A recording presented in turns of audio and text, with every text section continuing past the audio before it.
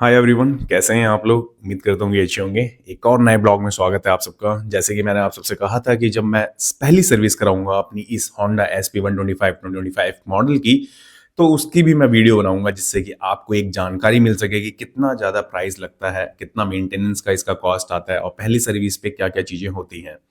तो आज मैं अभी होंडा के सर्विस सेंटर जाना है और अपनी बाइक का सर्विस करानी है पहली। अभी मैंने अराउंड आपका 700 से 800 किलोमीटर चला दी है। तो देखते हैं क्या क्या क्या चीज़ें होती हैं फर्स्ट सर्विस के अंदर और किस तरह की सर्विस दी जाती है, जिससे कि आपको भी, अगर आप ये बाइक परचेज कर रहे हैं और आपको एक आइडिया लेना है कि लाइक की first service, second service, third service, fourth, किस तरीके से ये क्या क्या चीज़ें करते हैं, तो आपको एक बेटर आइडिया लग सकेगा। चलिए वीडियो में बने रहें, देखते हैं मैं आपको क्या क्या चीज़ें दिखाता हूँ और कितनी रिकॉर्ड कर सकते हैं वहाँ पे सर्विस सेंटर के अंदर वीडियो। तो चलिए मैं आपको लेके चलता हूँ सबसे पहले सर्विस सेंटर। सो गाइज, यहाँ पे अभी हमारी ये बाइक यहाँ पे खड़ी है कुछ इस तरीके से। ये देखिए घर के अंदर आपको दिख रही होगी। इसे बाहर निकालते हैं, स्टार्ट करते हैं एंड देन आपको मिलता हूँ मैं सर्विस सेंटर पे। चलिए लेके चलता हूँ मैं आपको आगे। सो गाइज, यहाँ पे देख सकते हैं आप कि हम पहुंच चुके हैं service centre Malwa Honda Okhla phase 2। तो ये है आपका सर्विस सेंटर। बाहर से मैं आपको दिखाता हूँ। सबसे पहले जैसे मैंने आपको लाजपत नगर का इनकी ब्रांच दिखाई थी जहाँ से हमने डिलीवरी ली थी, ये है गार्ड भैया यहाँ पे। और यहीं पे हमारी सर्विस होगी सबसे पहले। और ये रखी है हमारी बाइक, यहाँ पे हमने लगा दी है। और हमारी बाइक का नंबर यहाँ पे आपके दिख रहा होगा, स्टिकर इन्होंने चिपका दिया है, तो नंबर के हिसाब से होती है यहाँ पे सारी चीज़ें। तो गाइस, जैसे कि आप देख सकते हैं बाइक अंदर आ चुकी है। आप कहेंगे कि इसे रैंप पे क्यों नहीं लेके गए, क्योंकि ये जो बंदा है सर्विस वाला, ये नया है यहाँ पे और इसको अभी ट्रेनिंग चल रही है। आप कह सकते हैं एक्सपीरियंस है, बट यहाँ के लिए इसकी ट्रेनिंग चल रही है, तो इसको दिया है ये बाइक। क्योंकि फर्स्ट सर्विस में ये लोग कह रहे हैं कि ज़्यादा कुछ करना नहीं होता, तो यही देखेगा। तो यहाँ पे अभी ये इंजन ऑयल निकाल रहा है, फिर इंजन ऑयल डालेगा और फिर पूरी गाड़ी को चेक करेगा। यहाँ पे ये जो होंडा का आपका प्रो होंडा करके आपका इंजन ऑयल आता है, आपका 5WT का 30 वाला, तो ये आपका इंजन ऑयल यूज़ करने वाले हैं यहाँ पे ये लोग। तो जैसे कि आप देख सकते हैं क्या प्राइसिंग है, यहाँ पे मेंशन भी करा हुआ है, तो मैं आपको दिखा रहा हूँ। आपके यहाँ पे कौन सा इंजन ऑयल यूज़ कर रहा है होंडा, बताइएगा जरूर। सो गाइज, यहाँ पे आप देख सकते हैं इंजन ऑयल डाला जा रहा है और यहाँ पे सबसे पहले पैकिंग खोली जा रही है इसकी। और इस पैकिंग को खोल के यहाँ पे कुछ इस तरीके से इंजन ऑयल डाला जा रहा है। आप वीडियो में बने रहें, वीडियो में सारी चीज़ें दिखा रहा हूँ मैं, जो जो चीज़ें हो रही हैं अभी यहाँ पे। ओके, इसको डालने देते हैं, देन उसके बाद मैं आपको आगे मिलता हूँ।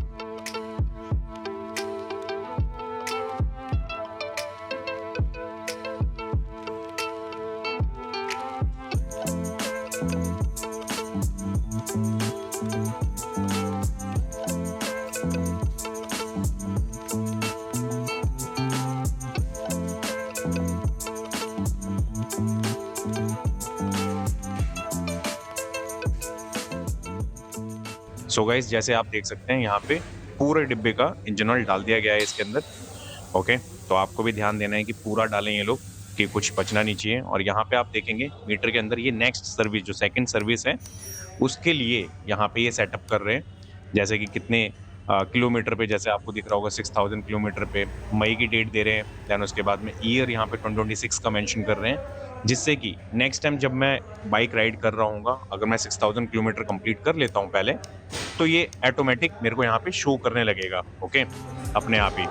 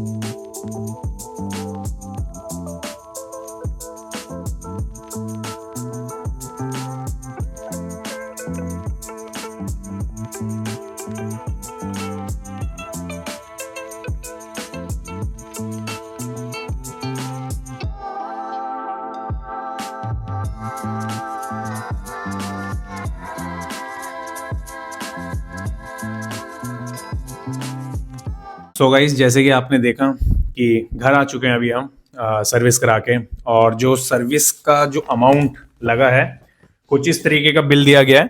ठीक है, क्योंकि मैंने ऑनलाइन पेमेंट कराया तो इस बिल पे आप देखेंगे यूपीआई का नंबर और स्टैम्प लगी हुई है यहाँ पे, और यहाँ पे चीजें मेंशन करी गई है 420 रुपये।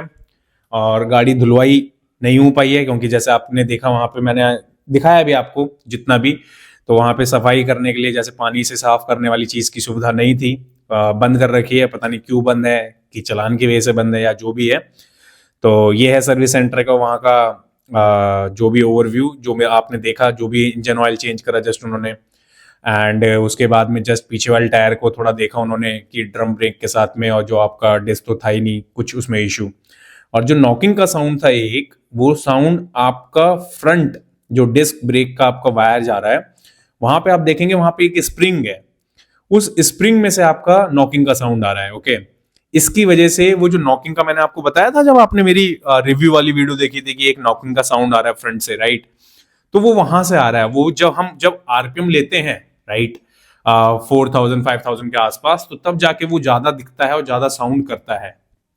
तो वो मैंने पकड़ा था, तो वो मैंने चीज वहां पे हाईलाइट करी, तो फिर वहां के सीनियर जो भी है सर्विसमैन, वो आए, देखा, चेक करा, ठीक है, क्योंकि जूनियर्स नहीं पकड़ पा रहे थे, वो बहुत अलग तरीके की चीज थी, तो वो चीज मैंने वहां पे हाईलाइट करी है। तो ये है आपका सर्विस का ओवरऑल एक्सपीरियंस। 420 रुपये लगे हैं जैसे मैंने आपको बताया, और जो बिल है वो आपका ऐप के अंदर आएगा, क्योंकि आजकल ये डिजिटली हो गया है, तो सारी चीजें ऐप से ही निकल के आती हैं, ऐप के अंदर बिल आता है, वहां से आप डाउनलोड करके भले प्रिंट करवा सकते हैं आप। अदरवाइज ये कुछ इस तरीके का आपको पर्चा दे रहे हैं जैसा मेरा यहाँ पे नाम के साथ में मेंशन करा है इन्होंने, ठीक है। तो ये है फर्स्ट सर्विस। फर्स्ट सर्विस में ज्यादा कुछ नहीं, जस्ट आपकी गाड़ी का मोटा मोटा आपका इंजन ऑयल चेंज होगा, और उसके बाद में इशू को रिसॉल्व करने के लिए चीजें करी जाएंगी। अदरवाइज कोई इशू नहीं है तो फिर बिल्कुल ओके एंड फाइन, ठीक है। एंड गाइस, जैसे कि आपने देखा कि दो छोटी सी चीजें मैंने लगवाई हैं, लाइक कि जो आपका ब्रेक है, रियर ब्रेक, उसके ऊपर मैंने वहां पे रबड़ लगाया है, और फ्रंट में इंजन के पास में आपने देखा है कि इंजन गार्ड तो मेरे को नहीं मिला, स्टील वाला, लाइक जो प्रॉपर लगाना था, तो जो रबड़ वाला मिला वो मैंने लगाया। तो इसको लगाने का खर्चा अराउंड आपका 20 रुपए का रबड़ दिया है, और 50 रुपए का वो आपका इंजन प्रोटेक्टर आप कह सकते हैं एक तरह से वो। और स्क्रीन पे ही मेरे को स्क्रीन प्रोटेक्टर नहीं मिला तो मैं नहीं लगवा पाया। बाकी रेयर टायर के ऊपर भी मेरे को थोड़ा सा लगवाना है एक चीज की, जिसकी वजह से जो कीचड़ अंदर जा रही है, डस्ट अंदर आ रहा है, तो वो ना आए। तो ये सारी चीजें बाकी हैं मॉडिफिकेशन के हिसाब से, बस दो छोटी सी मॉडिफिकेशन हुई है इसी एक वीडियो में, सर्विस वाली में। तो उम्मीद करता हूँ आपने देख लिया होगा, आप भी लगवा सकते हैं अगर आप लगवाना चाहें, तो कोई मेजर चीजें मैं नहीं करवा रहा हूँ। एंड मैंने सर्विस सेंटर पे ये भी पता करा कि लाइक कि अगर आप कुछ ज्यादा मॉडिफिकेशन करवाते हैं किसी वायरस से रिलेटेड या वायर कट करवाते हैं, तो डेफिनेटली आपकी जो एक्सटेंडेड वारंटी है और वारंटी है वो क्लेम नहीं कर पाओगे आप, ध्यान रखिएगा। तो सोच समझ के मॉडिफिकेशन करवाना इस बाइक के अंदर, जिससे कि आपकी वारंटी अवॉइड ना हो। ओके, तो ये चीज मैं आपको शेयर करना चाहता हूँ, इसलिए मैंने ये आपको बताई है यहाँ पे, ठीक है। तो मैं भी ध्यान रखूंगा इन चीजों का, आप भी ध्यान रखें।